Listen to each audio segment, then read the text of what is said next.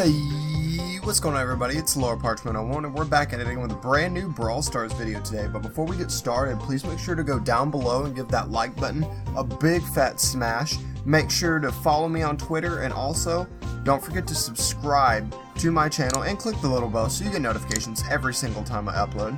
Alright, now without further ado, let's get started. So what we're going to be talking about today is a few tips to help you get ready for before global drop so that you have an edge over all the new players. So let's go ahead and get started off with the 5 general tips that I'm going to be telling you guys. Number 1, general mechanics. So whenever you first start playing, you're gonna feel a little weird because anytime you start playing a new game, it's always gonna feel a little weird, right?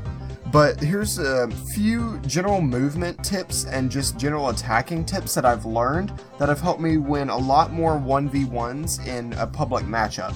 So the first one that I'm going to be talking about is weaving. Now weaving's pretty simple. It's basically where you just don't allow your opponent to be able to predict where you're going to move. And so whenever they're about to attack you, you will go one way, then quickly juke and go the other way, or something to that effect to get them to miss. Now the next one that we're going to be talking about is kiting. Kiting is only for ranged characters, in that whenever you have a brawler that's trying to kill you that doesn't have a long enough range to hit you and you can hit them with your longer range, then you can attack them while running backwards, because you can attack while running back. The next one that we're going to be talking about is the attack and back. Now the attack and back is a funny little name that I actually made up, and a kind of little bitty gimmick that I've also come up with, where you attack and then as soon as you attack you back up. This is really helpful if you're fighting a brawler that has the same range as you or has a shorter range than you, because it will allow you to hit them without taking damage if you do it right. And the next one I'm going to be talking about is auto aim. Auto aim is the red button on the bottom right side of your screen. A lot of people don't know that you can actually tap on the button and it'll auto fire to the closest target, and this is really helpful for shotgun characters. Next one we're going to be talking about is knowing when someone is about to use their super. You know when someone's about to use their super because there's a little bitty blue ring that circles around their feet. It'll actually turn yellow whenever they're about to use it, similar to whenever you use it, and this will let you know whenever the enemy is about to use it. Now the next one we're going to be talking about is bush camping objectives to surprise enemies. Now this is really helpful in some of the game modes where you have to actually pick up stuff, and because of that you can actually bush camp next to it, and then whenever an opponent comes near it, you can pop out of the bush and quickly kill them. Now obviously this doesn't work with every brawler, this mostly works with close range and mid-range brawlers. Now the next one we're going to be talking about is spawning and vulnerability. So spawning and vulnerability is essentially whenever you respawn, you're granted a few seconds of immunity so that you don't get killed immediately after spawning, and this is really helpful in certain game modes where you just need to tank for your entire team for just a couple seconds, and it can allow you to get the edge over the enemy team really quickly. The next tip we're going to be going over is knowing your maps and metas for each one. So if you can know the map and you can know the metas for each map, then that will allow you to make better draft picks, and it will also allow you to play better because a lot of maps are tailored towards certain brawlers. For example, a lot of bounty maps are long ranged and very open, so taking a brawler like El Primo is a bad idea because you'll be fighting people like Brock and Piper. So know your metas. Number 2, regeneration. So regeneration is whenever you decide to not take damage, you'll actually be able to regenerate your health up to full if you don't attack and if you aren't taking poison damage. Now, this is the most annoying thing ever, is whenever I see a teammate that doesn't know how regeneration works and will decide to keep attacking forever and will only have like 500 health when their max is like 6,000, and then they get one shot by all the brawlers because they don't know how to stop fighting and back up and regenerate. If you can know how to do that, you'll be able to stay in the fights a lot longer and you'll be able to juke out a lot of other players. Alright, so that's a pretty small category. I'm going to go ahead and move on to the next one. Number 3, knowing how to bail and reset. So, knowing whenever you need to back up and regroup or regenerate some health before engaging in a suicide mission will definitely help out in the long scheme and in the long term of the game. Because for example, if you were in a team-based matchup and you were almost dead and you had all the gems, say you're playing gem grab, right? And you need to hold as many gems as you can because the other team has just as many gems as you do, and you know that if you die, they're going to pick it up and they're going to run away. So what you should do is, in the event where you think you can take a brawler but you only have half health, instead of taking that fight, back up and let your team help you, or back up and don't take the fight at all. That will help you out a lot. Alright, so that's that category. We're going to move on to the next one. Number 4, corner peeking. So you can corner peek as a way to bait your enemy into attacking to cancel the regen whilst restoring your own. Because since the regen works by you not attacking to regenerate health, you can use this as an advantage if you were next to a brawler that's super predictable. So say you're fighting Anita and you're playing as Bull or something. Well, Nita obviously wins that matchup because she's got range. So what you can do is, if you're next to a wall and they've got you pinned down, what you can do is, if you've gotten some damage off on them and they're at half health and you're at 3/4, you know you can beat Nita by rushing up into there, but not with the amount of health you have. So you can act like you're going to go around the corner and then quickly turn around and go back behind the wall to bait Nita into trying to attack you, and that will cancel her regen every single time you do it. Now this applies to every brawler, and it's a super easy way to also get poke damage onto the enemy if you're using a ranged brawler. And there are even some brawlers that can actually attack around corners or even over walls, like arc throwers and Nita and Terra. Nita and Terra can throw around walls if you do it just right, because their attack emerges from one singular pixel. And so because of that, you can manage to get all 3 of Terra's cards around the corner, or all of Nita's ground pound around the corner. And then Dynamite and Barley obviously throw over walls, so there's not much explaining that needs to get done there. Number 5, game modes. Now, every game mode is different and every game mode is played different. So we're going to be talking about each one in detail and talking about what you need to do in order to come out on top. So the first one we're going to talk about is the most common one, and that's Gem Grab. Now Gem Grab is a really easy one to win, but it's also a really easy one to lose if you don't know what you're doing.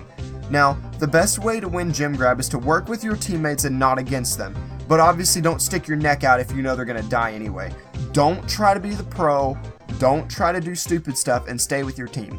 Now, the most important tip that I can give in any game mode, especially Gem Grab, is know how to lane in Gem Grab. Laning is the most important thing you can do, because it will win you so many games if you and your team can lane.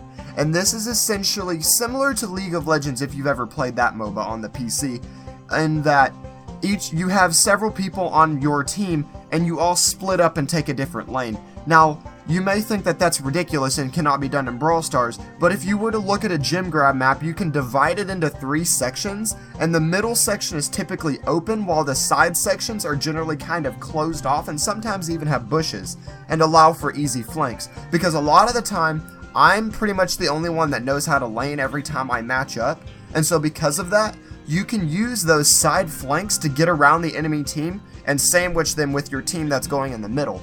And in the middle, you'll typically have brawlers like Poco or Terra, people that pierce and people that can do a lot of damage on an open field. And then on the left and right sides, you have brawlers that are really good for taking out individual brawlers, like for example Spike and Nita. Those are 2 really good side flank brawlers. Now, once you gain all 10 gems within your team, you're going to want to all back up to your spawn and hide in bushes. You don't want to be the show-off that tries to get extra kills, drops the gems, and then costs your team the game. Because I know too many people that do that. I've seen too many people screw me over that way. Alright, so that's Gem Grab in a nutshell. We're going to talk about Bounty. So Bounty, you're going to want to attack as a team the whole time. You're going to want to lane the whole game, and you're going to want to defend high priority teammates and focus fire on high value opponents. And then once your team is gaining an edge over the enemy team in the last 30 seconds or so, you're going to want to have the enemies come to you by backing up to your spawn and defending all of your team. Alright, so that's pretty much Bounty in a nutshell. Oh, and play ranged brawlers. Ranged brawlers are really good on Bounty maps, but it just depends on the map you're playing. So that's pretty much it. We're going to go on to the next topic here, and that's Heist. So in Heist, you're going to want to attack as a team and try to dodge the enemy team to get free damage on the safe as much as you can. And you're going to want to play a lot of arc throwers, because arc throwers work really well on bounty maps because of their supers, especially Barley. Barley does a lot of damage with his super, and so because of that, you can really take out the safe after 2 or 3 supers if you can manage to sneak around the team or just juke them and run around them. Now, the next thing on here is you're going to want to use supers to break key walls that make easier multiple paths to the safe. This is really effective with people like Bull and Dynamite, because they can break key walls that block your team from getting across, say like a river, and you can have multiple paths to go at the safe, so it makes the enemy team have a much harder time at defending their safe whenever you're not all going through a choke point. And the last thing here is you're going to want to retreat to defend your safe if you see an enemy getting close with their super ready, or you're going to want to try to counterattack at the same time while also defending your safe. It's pretty much just a call on your part and whatever you want to do. Now that's pretty much Heist in a nutshell. We're going to talk about Solo Showdown. So in Solo Showdown, this is all about you, and it's going to be all about making the right choices. And what you're going to want to do is only take fights that you can win. You're going to want to bush camp the power gems to try to kill enemies that are trying to grab them. You do not want to try to solo the whole lobby. That is the most important tip I can give you, is do not try to fight everybody. Know how to back away and not take a fight. Because chances are, if you back away and don't take a fight, some other diptard is going to try, and then you can pinch that high power gem brawler, and then you can win and kill both people, and then get more gems if you just tried to fight that one person and nearly died out of the scuffle. Now, another thing you need to know about in Solo Showdown is that teaming is a really big thing, and even though teaming shouldn't be allowed in Solo Showdown, it still happens because there's no report button for teaming. And so due to that, so many people team. It's literally a staple for the 500 trophy ranges that you have teams of like 5 versus 5 in Solo Showdown, which is ridiculous, but it happens. So just know that that's going to happen, and don't get mad at it, because I'm sure Supercell will fix it in the future. And heck, even if you want to, you can go ahead and team, because honestly, I've grown so desensitized to it from getting fought by it that I'm just used to doing 1v2s all the time in Solo Showdown. And then the last thing that I want to talk about in Solo Showdown is charge your supers, even if it means not killing your opponent. So this is really effective with people like Colt, where his super is really strong, but it's kind of hard to charge. So the best way to do that is to get just 400 damage or so, just one shot onto an enemy. Even if it doesn't do a lot of damage, or they're going to regenerate their health anyway, you're still charging your super. And by doing that, it's going to allow you to win a lot more battles if you have your super ready and on hand. Now that's Solo Showdown pretty much. We're going to talk about the last two events here, which are ticket events, and they cannot actually be played whenever you first start until you get to a certain trophy range and you have tickets to play them. So those two are Boss Battle and Robo Rumble, and they're a little different, and I'll talk about each one individually. So for Boss Battle, you get to either play on a team of 5 and against a boss, or as the boss and against a team of 5. And if you're playing on the team of 5, you're going to want to work together and try to get as many brawlers on your side that can stun. So these are people like Frank and Shelly that charge their supers really fast and can use their supers to stun the boss for prolonged periods of time. Actually, if you can get 2 Franks on your team, you can do what's called a perma-stun, and you can let one Frank super the boss, and then he can attack while the other Frank charges his super, and then right as the boss is about to come out of that stun, you can have the other Frank use his super, and then you can keep alternating back and forth to keep the boss perma-stun. It's a little cheaty, but it works a lot. And then on the flip side of the coin, if you are the boss, then you're going to want to run from enemies, and you're going to want to play summoner brawlers like Jessie and Nita, because their summoned pets and turrets are actually a lot stronger in boss battle. And so because of that, you make it a lot easier on yourself and harder on the team of 5. And all you have to get to is 2 minutes 15 seconds to actually get the maximum reward for boss battle. So if you can do that, you're doing good. And then for the last event here, and the last tip of the day, we're going to talk about Robo Rumble. And whenever you're playing Robo Rumble, it's pretty simple. If you've ever played any kind of wave game where there's a bunch of opponents that come at you at once, but they're all AI, it's pretty much the same concept as those games, is that you're going to want to cover all the areas. You can't really camp one area because you have to defend a safe from them. And then you're going to want to save up your supers for the boss, because every few rounds a boss will get sent out. And this boss is actually a melee character, so you can use that to your advantage, and you can go up to a wall that's a 1x2, for example, and you can take someone like Barley and you can kite him around it the entire time while your team attacks him, and while you arc throw over the wall to kill him and use your supers on him. And then the last tip is you're going to want to have a healer. A healer like Pam works really well in Robo Rumble because of her healing turret. And then you're going to want to take brawlers like Colt and possibly even Barley, because their supers are just so good at crowd control. And that's pretty much all I have to say about the tips. So these have been the 5 tips that will help you get ready for global, and these are going to be the 5 tips that help you win a lot more battles early on and just be a better teammate in general and be good at the game.